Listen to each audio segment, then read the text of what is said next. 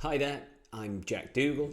I'm an IB Business Management and Humanities teacher, and I'm an advocate for the ethical use of AI in the classroom.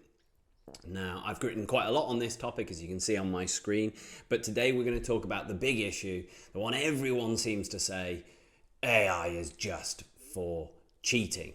The newspapers are saying it. I'm sure you're hearing it in your school. Children are mentioning it, and you're probably hearing it in the staff room as well. Some of the quotes on the board from the newspapers: AI cheating booms, cheating by students using ChatGPT. Just last week, I got an email about one of my tutees.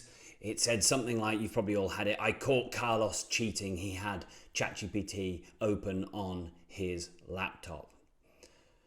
Well, I'm facetious. I didn't write it, but I felt like replying, yeah, last week I caught him with a pen.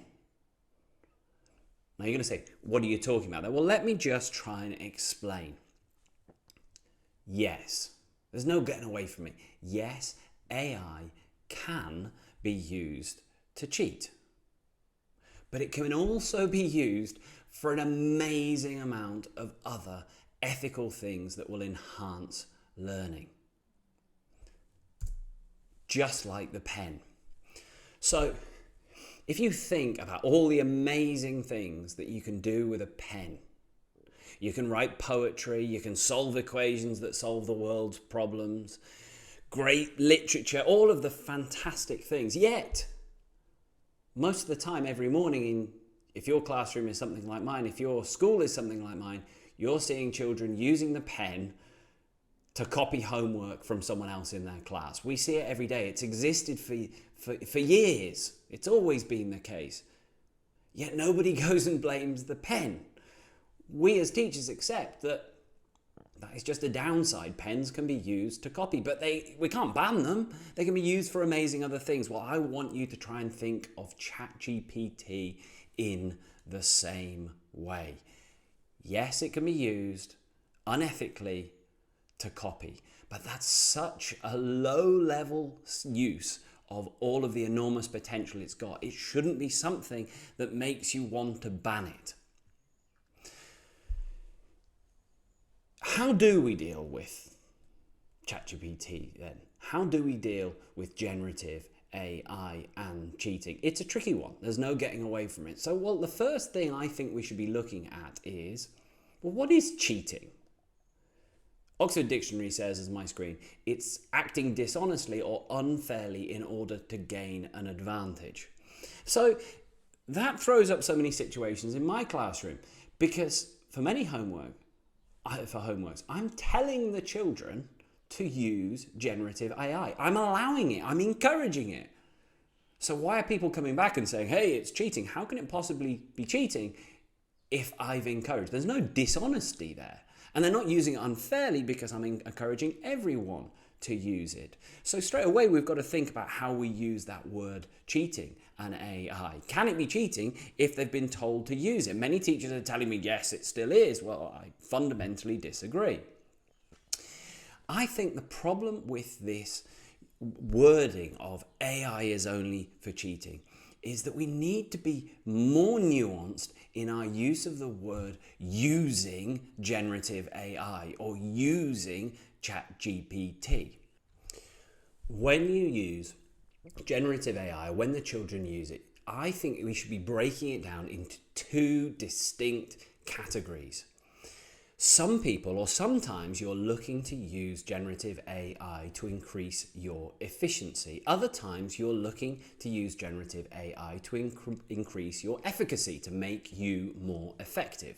Well, let's look at an example of a child using that in the classroom then. So when Carlos, let's say, he used it unethically perhaps, and he used it because I said a question and he wanted to save himself some time, didn't want to do the work, so he plugged it into ChatGPT and it gave him an answer that he barely read.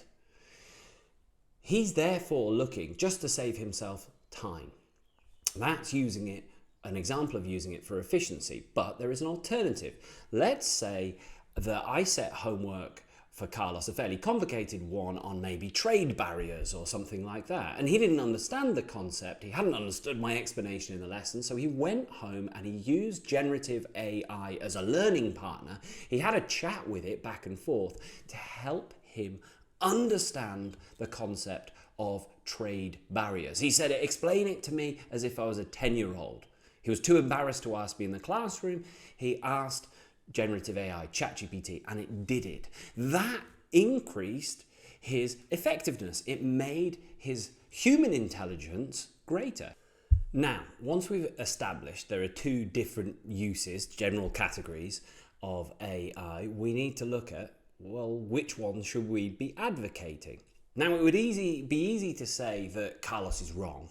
And of course he is wrong if he's just doing that with his homework and trying to improve his efficiency and get away with being lazy. But it's not quite that simple as banning AI for efficiency either, because the IMF has come out and said that they reckon in the future, in the developed world, 60% of jobs are going to be affected by generative AI, and jobs are already being affected. The reason being is that businesses are constantly looking to improve their efficiency, get more output for from less input. They are expecting the workers to be able to work efficiently. They're not worried about things like cheating. They just want the best output for minimum input. We as educators have, I believe, a duty to prepare the children for the workplaces of the future. Now, again, I'm not advocating at all cheating, but I am saying perhaps we need to consider training these children in maximizing their efficiency. Now, the second use, of course, for efficacy, well, it's a lot easier to justify. I hope if Carlos is using AI to improve his human intelligence, having a learning partner, then surely that is exactly what we should be encouraging as educators. This talk of cheating, like we see in the articles, you can see, makes me very frustrated. Of course, it can be used unethically. There's no getting away from that, and we can't catch them when they do that. But we don't worry about the pen. We don't try and ban the pen when we see every single morning children copying it. And I would argue we shouldn't be banning generative AI either.